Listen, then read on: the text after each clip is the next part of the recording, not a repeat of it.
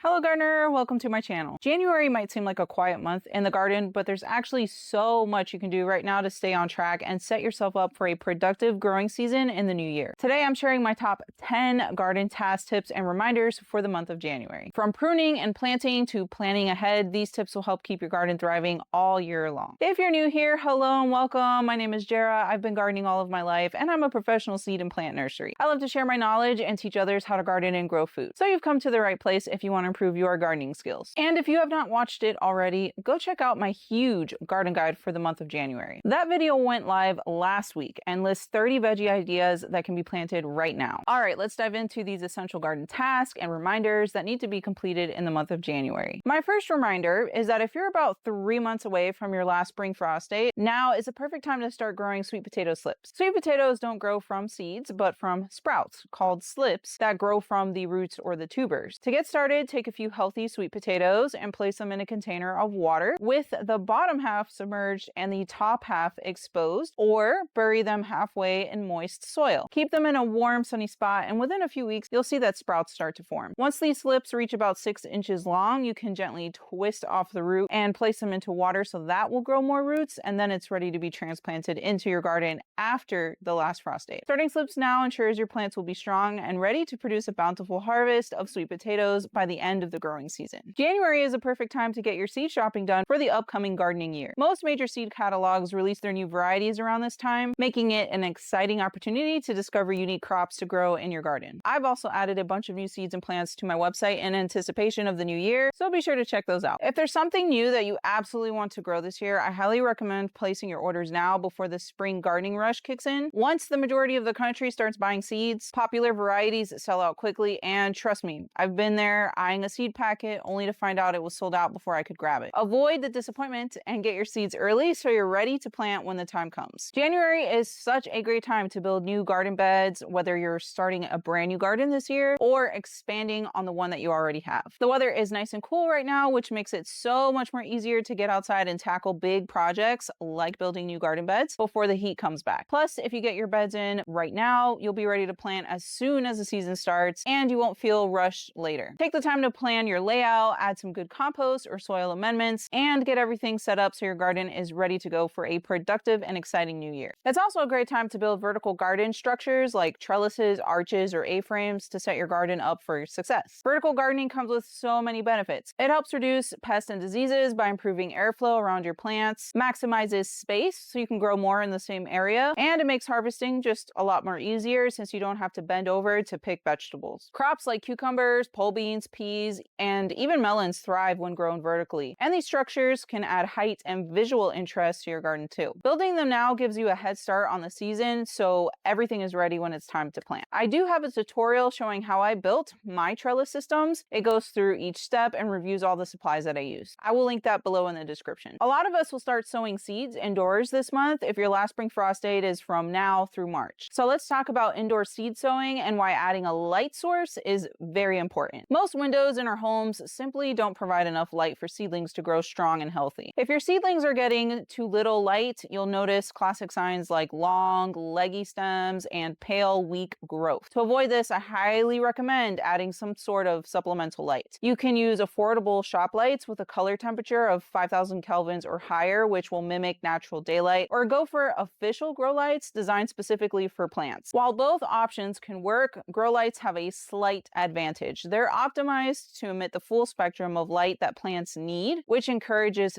faster and healthier growth. When I use shop lights to grow tomatoes, it takes 10 to 12 weeks for them to be transplant size. When I use grow lights, like these Mars Hydro grow lights, my tomato seedlings are ready in about 6 weeks. They grow twice as fast. To me, using a grow light is totally worth it, especially if you're behind on seed starting. If you have not tried using a grow light yet, I encourage you to get one and test it out. I'm sure you will see a huge difference in the health and vigor of your seedlings. Another way to start plants is by taking cuttings and rooting them indoors so they'll be ready to transplant outside once spring has arrived. Rooting cuttings is a much faster way to grow a new plant compared to starting all the way from seed. You can take cuttings from herbs like basil, mint, or rosemary, perennial flowers like African blue basil or sage, and even some fruiting plants like passion fruit or Barbados cherry. Simply snip a healthy stem with 2 to 3 leaf nodes, dip the end of the stem in some rooting hormone powder, and plant it in a container with some soil. Another fun idea is saving kitchen scraps like the white bulb bottoms of green onions, pop them in a glass of water to regrow roots, and they'll be ready to replant outside when the weather warms up. It's an easy, budget-friendly way to expand your garden and make the most of what you already have, or host a plant cutting swap with your friends or garden group. A question that I get all the time is, how do I stay on track with seed starting and never forget to sow something? The key is planning ahead. In December and January, I gather up all of my seeds for everything that I want to grow in the upcoming year and sort them by when they need to be sown. I have a bag, one labeled for each month of the year, and I put the seeds inside the bags according to when I need to sow them. For example, I direct sow cucumbers as soon as my last spring frost date passes in February, so cucumber seeds go in the February bag. In July, I sow all of my fall and winter tomatoes, so I choose the varieties that I want to grow and put those seeds in my July bag. At the beginning of each month, I just pull out that month's bag and start working on sowing all of the seeds. Doing this gives me a complete plan for the entire year, month by month, so I never miss a sowing date. It's a simple and effective way to stay organized and keep your garden on schedule. January is a perfect time to prune fruit trees and plants that go dormant during the winter and produce fruit on new wood. This step is super important for ensuring a productive harvest later in the year. If you're unsure which of your plants fruit on new wood, take a moment just to do some research. For example, peaches, blueberries, and muscadine grapevines fruit on new growth. Pruning these plants in the winter while they're dormant helps stimulate vigorous new growth in spring, which is where the fruit that you will harvest in summer or fall will develop. After pruning, don't forget to mulch and fertilize to give your plants a strong start when they wake up out of their winter dormancy in spring. January is a great time to spray your fruit trees with horticultural oil to help suppress future pest and disease problems. Horticultural oil works by suffocating insect pests and preventing fungal diseases from taking hold on your trees. For example, I use it on my mango trees to prevent black sooty mold and anthracnose, two very common issues that can impact production on mango trees. Black sooty mold often develops from the sticky residue left by aphids, while anthracnose is a fungal disease that can damage leaves and fruit. By spraying horticultural oil now, you can prevent these issues from getting a foothold before the growing season begins, ensuring your trees stay healthy and productive. Just make sure to follow the labeled directions and apply it on a calm, dry day to maximize its effectiveness. If you're growing asparagus in a climate where it doesn't get cold enough for the plants to naturally die back, it's essential to cut down all of the upper vegetative growth manually. In regions with mild winters, asparagus plants don't get the natural signal from the cold to go dormant, which can confuse them and disrupt their growth cycle. Cutting back the plants to the ground mimics this natural dieback and signals to the asparagus that it's winter, preparing it to send up new shoots when things start to warm up in spring. The new shoots sent up from the asparagus plant's root system is the part that we eat, so this step is key for a productive season. After cutting back, be sure to mulch and fertilize the area to give the plants a healthy boost for the spring growing season up ahead. And that's a wrap on my top 10 garden task tips and reminders for January. Tackling these projects now will set your garden up for a successful and productive year ahead. If you're ready to get planting,